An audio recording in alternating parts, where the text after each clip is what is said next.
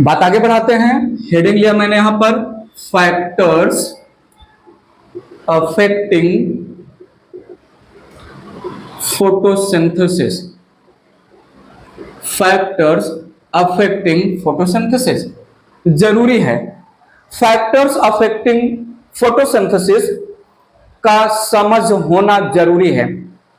Factors affecting photosynthesis के बारे में जानना जरूरी है।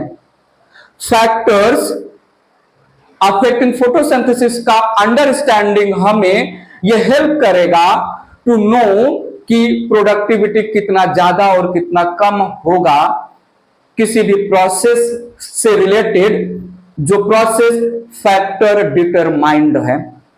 ठीक है। So understanding of different factors determining, controlling, influencing the photosynthesis will help us to know the photosynthetic product या the efficiency या the rate of photosynthesis। और photosynthesis both external और internal photosynthesis both environmental और plant factor के through determine होता है। बातें हम बताएंगे। फिर से माहौल बनाता हूं मैं। फैक्टर अफेक्टिंग फोटोसिंथेसिस में मैंने बात रखा कि understanding of factors which are determining, which are controlling, which are influencing the process of photosynthesis will help us to know the rate of photosynthesis, the efficiency of photosynthesis, and the photosynthesis, the process of photosynthesis, it is controlled, determined, influenced by both outer external environmental factor as well as internal या plant factor। अब हम यहां पर बात आगे बढ़ा रहे हैं मेंशन करके। सो यहां पर मैंने इंट्रोडक्शन दिया इस हेडिंग का कि अंडरस्टैंडिंग ऑफ factors determining या controlling या influencing photosynthesis process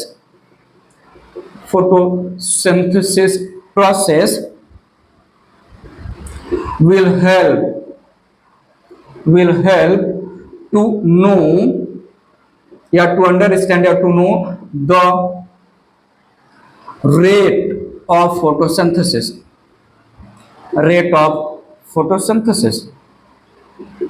या जो है प्रोडक्टिविटी ऑफ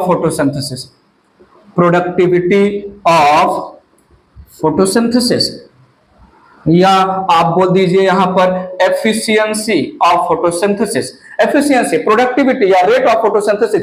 C3 प्लांट में फोटोसिंथेसिस हो रहा है, C4 प्लांट में फोटोसिंथेसिस हो रहा है, कैम प्लांट में फोटोसिंथेसिस हो रहा है। C3 प्लांट, C4 प्लांट और कैम प्लांट के फोटोसिंथेसिस प्रोसेस को डिफरेंट फैक्टर डिटरमाइन, कंट्रोल या इन्फ्लुएंस करेंगे। इन फैक्टर का अंडरस्टैंडिंग होना जरूरी है। हमें फैक्टर के बारे में पता अगर है तो हम ये जान सकते हैं कि ये फैक्टर जो इन्फ्लुएंस कर रहा है इसकी वजह से C3 प्लांट की प्रोडक्टिविटी रेट या एफिशिएंसी, C4 प्लांट की प्रोडक्टिविटी रेट या एफिशिएंसी, कैम प्लांट की प्रोडक्टिविटी रेट या एफिशिएंसी जो अलग अलग फैक्टर के थ्रू कंट्रोल्ड है कैसा रहेगा। ठीक है। efficiency of photosynthesis ठीक है। तो सुनिएगा there are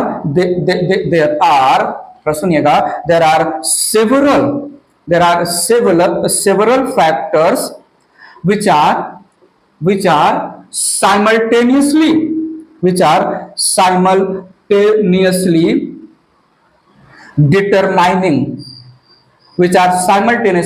determining या controlling the photosynthesis process।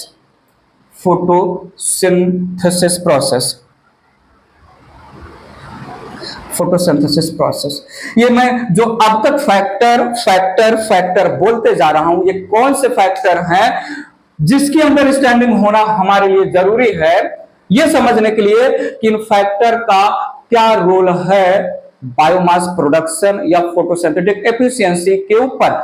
चलो फिर बात करते हैं। सेवरल फैक्टर को दो कैटेगरी में मैं डिवाइड करने वाला हूं, ये इरेज कर रहा हूं।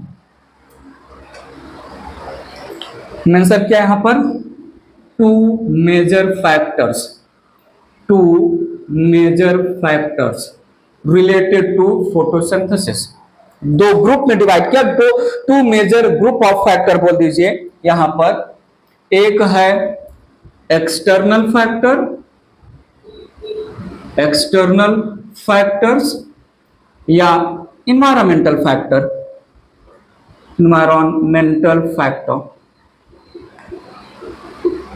और दूसरा है इंटरनल फैक्टर,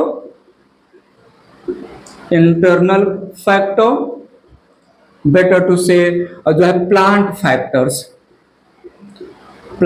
फैक्टर्स। सुनिए तो सही, क्या मैं बोलूं फोटोसिंथेसिस ये डिपेंड है कार्बन डाइऑक्साइड कंसंट्रेशन के ऊपर, इन्वायरमेंटल कार्बन डाइऑक्साइड कंसंट्रेशन, क्योंकि कार्बन डाइऑक्साइड ही बाहर से डिफ्यूज हुआ through the stomata in the leaf, आया इन द क्लोरोप्लास्ट और बाद में वही रिड्यूस होगा ग्लूकोज में कार्बन डाइऑक्साइड। क्या मैं बोलूं लाइट, क्या मैं बोलूं टेम्परेचर,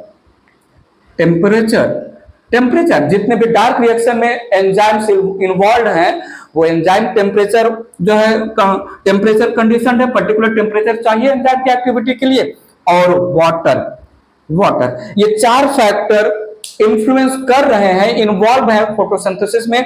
तो इन चार फैक्टर के बारे में अगर हमें पता है तो हम समझ सकते हैं कि फोटोसिंथेसिस कैसा रहेगा। प्लांट फैक्टर में मैंने मेंशन किया यहां पर, प्लांट फैक्टर में number, shape, size, orientation, number of leaf, shape of leaf, size of leaf, orientation of leaves, mesophyll cells and chloroplast.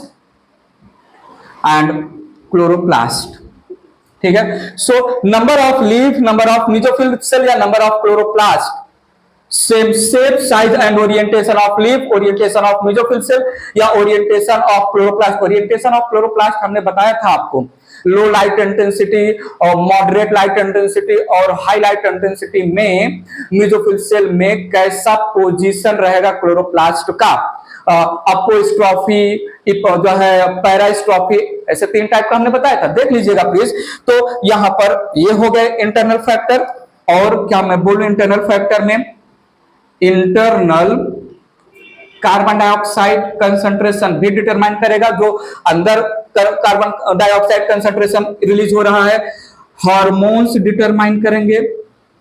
ठीक है, प्लांट हार्मोन्स इंफ्लुएंस करेंगे, जिब्रेलिक एसिड या जिब्रेलिन्स और साइटोकाइनिन, ये फोटोसिंथेसिस को इंक्रीज करेंगे, whereas abscisic acid decrease करेगा, बात की बात है मैं बताएंगे। और amount of chlorophyll pigment, surely pigment तो मस्ट है, ठीक है, और उसमें भी मेन पिगमेंट तो क्लोरोफिल है ना, क्लोरोफिल होना चाहिए, भर भर के होना चाहिए। ठीक है, तो सुनिएगा, इंटरनल फैक्टर या प्लांट फैक्टर में ये जितने भी डिफरेंट फैक्टर हैं, they are depend on genetic predisposition and the growth of plant कितना ग्रो कर रहा है, प्लांट का ग्रोथ कैसा है, डॉर्फ है, टॉल है, मीडियम है, उसी के हिसाब से ये सारी चीजें डिटरमाइन होंगी। बात समझिएगा, प्लांट में प्लांट का ग्रोथ कैसा है, अच्छा खासा ग्रोथ है, availability of every mineral etcetera मिल रहा है, उसके हिसाब से ग्रोथ अच्छा, तो number, shape, size, orientation, hormones और अमाउंट ऑफ क्लोरोफिल भी अच्छा रहेगा। और जेनेटिक प्रीडिस्पोजिशन मतलब जेनेटिक मेकअप मतलब डीएनए एक्सेट्रा जो है कैरेक्टर प्रोड्यूस करता है। ठीक है, तो मैंने मेंशन कर दिया, plant factors are depend on genetic predisposition and growth of plant. Genetic composition, DNA कैसा है, डीएनए जो है नॉर्मल है या म्यूटेटेड डीएनए है, डीएनए में कोई प्रॉब्लम तो नहीं, क्रोमोसोम एक्सेट्रा। तो जेनेटिक प्रीडिस्पोजिशन मतलब inheritance, heredity, pre existing parent plant से जो है क्या all the genetic composition new plant में आया कि नहीं, तो ये जेनेटिक प्रीडिस्पोजिशन। ठीक है, सो इंटरनल फैक्टर और एक्सटर्नल फैक्टर, ठीक है, एक्सटर्नल और इंटरनल फैक्टर का अंडरस्टैंडिंग हमें ये हेल्प करेगा कि C3, C4 और कैम प्लांट कितने एफिशिएंटली काम करेंगे, जिनको ये सारे फैक्टर डिटरमाइन कर रहे हैं इनके फोटोसिंथेसिस को। इरेज करता हूं, बात आगे बढ़ा रहा हूं, मेरी बात को समझिएगा मैं क्या बोल रहा हूं।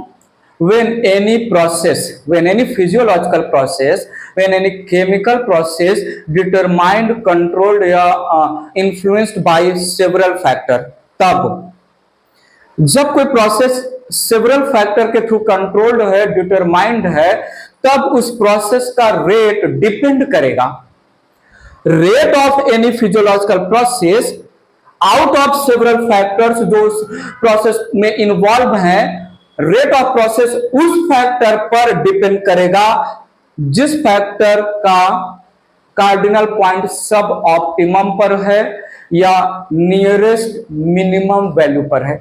बात समझिएगा। when any process controlled by more than one factor, then the rate of that process, the rapidity of that process is depend on the factor which is present at suboptimum value या nearest to its minimum value, nearest to its minimum value। ठीक है, जैसे जैसे वो factor, जो factor minimum value के पास में है, सब ऑप्टिमम वैल्यू के पास में है, जैसे जैसे उसका कंसंट्रेशन इंक्रीज करेंगे वैसे वैसे rate of the process increase होगा, इंक्रीज होगा, इंक्रीज होगा। और एक टाइम आएगा जब इंक्रीज किया गया वो फैक्टर जो किसी जमाने में मिनिमम वैल्यू पे था, उसका इतना इंक्रीज किया गया वो फैक्टर एक टाइम के बाद जो है रेट ऑफ प्रोसेस को स्टेबलाइज कर देगा, क्योंकि अब बाकी के फैक्टर, बात समझेगा, टेम्परेचर, लाइट, लीफ का ग्रीन होना, टेम्परेचर, लाइट, लीफ का ग्रीन होना, टेम्परेचर, लाइट, लीफ का ग्रीन होना, ये तीन फैक्टर फोटोसिंथेसिस के लिए जरूरी है, डिटरमाइन कर रहे रेट ऑफ फोटोसिंथेसिस। अब इसमें मैंने एक और फैक्टर जोड़ा, कार्बन डाइऑक्साइड। ठीक है, टेम्परेचर, लाइट, ग्रीन लीफ और carbon dioxide. Green leaf, temperature और लाइट ऑप्टिमम वैल्यू पर हैं, लेकिन ये जो कार्बन डाइऑक्साइड है ये ऑप्टिमम वैल्यू के नीचे है, ये अपने मिनिमम वैल्यू के पास में है। तो फोटोसिंथेसिस कितना फास्ट, कितना स्लो या rate of photosynthesis carbon dioxide ही जो है डिसाइड करेगा। जैसे जैसे जैसे कार्बन डाइऑक्साइड का कंसंट्रेशन नियरेस्ट मिनिमम वैल्यू से बढ़ाते जाएंगे, बढ़ाते जाएंगे, बढ़ाते जाएंगे, बाकी सारे फैक्टर ऑलरेडी ऑप्टिमम वैल्यू पर हैं, जैसे जैसे कार्बन डाइऑक्साइड का कंसंट्रेशन बढ़ेगा वैसे वैसे जो है रेट ऑफ फोटोसिंथेसिस बढ़ेगा, बढ़ेगा, बढ़ेगा। एक टाइम ऐसा आएगा कि इंक्रीज किया हुआ कार्बन डाइऑक्साइड का कंसंट्रेशन अब बाकी जो है फैक्टर से ज्यादा हो गया, तो बाकी फैक्टर में कोई ना कोई जो है कंट्रोलिंग फैक्टर या लिमिटिंग फैक्टर बन जाएगा। मैं जो बोल रहा हूं, मैं जो समझा रहा हूं, इसको अब मैं बात आगे रख रहा हूं इस सेम स्टोरी को, ब्लैकमैन्स लॉ ऑफ लिमिटिंग फैक्टर। ये जो कार्बन डाइऑक्साइड सब नियरेस्ट टू सब मिनिमम वैल्यू मैंने बताया, या जो है सब ऑप्टिमम वैल्यू के आसपास जो मैंने बताया कार्बन डाइऑक्साइड का कंसंट्रेशन, वो फैक्टर जो रेट ऑफ फोटोसिंथेसिस को डिटरमाइन करेगा, इसको हम लिमिटिंग फैक्टर बोलते हैं। एक बार फाइनली सम अप करके बात आगे रखूंगा मैं, that when any process, when any chemical process, when any physiological process controlled, determined by several factor, then that the rate of that process, the rate of that physiological process is depend on the factor present, the factor present to suboptimum value, the factor present nearest to its minimum value, and this factor called limiting factor. When the concentration of limiting factor increases, the rate of physiological process increases up to certain extent, and after that the other factor becomes limiting factor. इसी story को मैं heading में ले रहा हूं, principal या law of limiting factor, law of limiting factor. ये जो अभी मैंने थोड़ी देर पहले एक्सटर्नल और इंटरनल फैक्टर के बारे में बताया, इसके ऊपर अगर मैं law of limiting factor apply करूं तो एक्सटर्नल और इंटरनल फैक्टर में सारे फैक्टर ऑप्टिमम वैल्यू पर है, फोटोसिंथेसिस अपने हाईएस्ट वेलोसिटी से चल रहा है, लेकिन किसी भी समय पर अगर कोई एक्सटर्नल और इंटरनल फैक्टर में कोई फैक्टर सब ऑप्टिमम वैल्यू पर आया, नियरेस्ट टू मिनिमम वैल्यू पर आया, तो वो फैक्टर को हम लिमिटिंग फैक्टर बोलेंगे, और वही limiting factor rate of photosynthesis को डिटरमाइन करेगा। ठीक है, अगर वो कम हुआ तो कम हुआ, वो ज्यादा किया गया तो ज्यादा होता जाएगा। तो सुनिएगा, गिवन बाय ब्लैकमैन, साइंटिस्ट का नाम है ब्लैकमैन, 1905, इसलिए हम इसको law of Blackman's limiting factor भी नाम देते हैं। ठीक है, so also called law of Blackman's limiting factor. ठीक है, ध्यान दीजिएगा, पॉइंट रखा मैंने यहां पर, मैंने बोला दिस लॉ स्टेटेड या सेड, सिंपल लैंग्वेज में this law said that when any process, when any chemical process, when any physiological process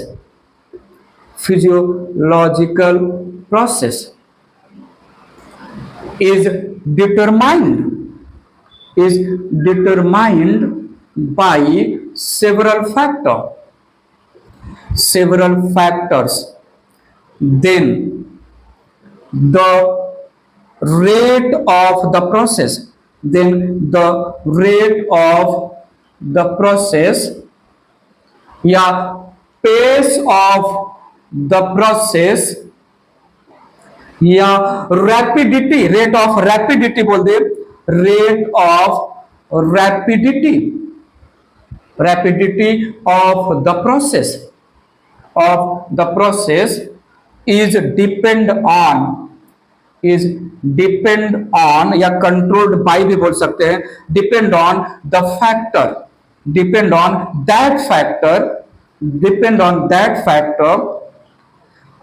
which is present at suboptimal value or nearest to its minimum value। बात समझा, minimum value.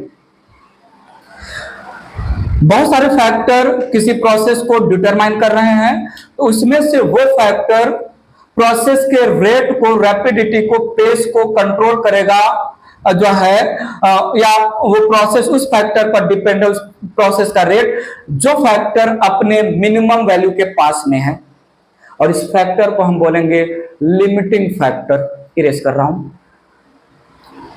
बात आगे रखा, मैंने बोला the factor present to it's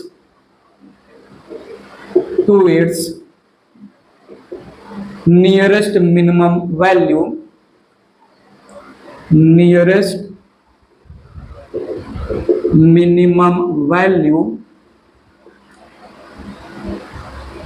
called limiting factor called limiting factor. Law of limiting factor के according Blackman ये बोलना चाहते हैं कि लिमिटिंग फैक्टर ही, out of so many factor, limiting factor ही प्रोसेस के रेट को कंट्रोल करेगा। लिमिटिंग फैक्टर पर ही प्रोसेस का रेट डिपेंड है। और लिमिटिंग फैक्टर क्या है? वो फैक्टर जो सब ऑप्टिमम वैल्यू पर है, वो फैक्टर जो nearest to its minimum value पर है। बात क्लियर है? ठीक है, तो हमने जो है इंट्रोडक्शन दिया, फैक्टर अफेक्टिंग फोटोसिंथेसिस क्या है, क्यों जो है हेडिंग मैंने लिया, फिर हमने जो है लॉ ऑफ लिमिटिंग फैक्टर बताया। अब वन बाय वन कुछ एक्सटर्नल कुछ इंटरनल फैक्टर का थोड़ा ज्यादा बहुत ज्यादा डिटेलिंग करते हैं। इरेज कर रहा हूं मैं इसको।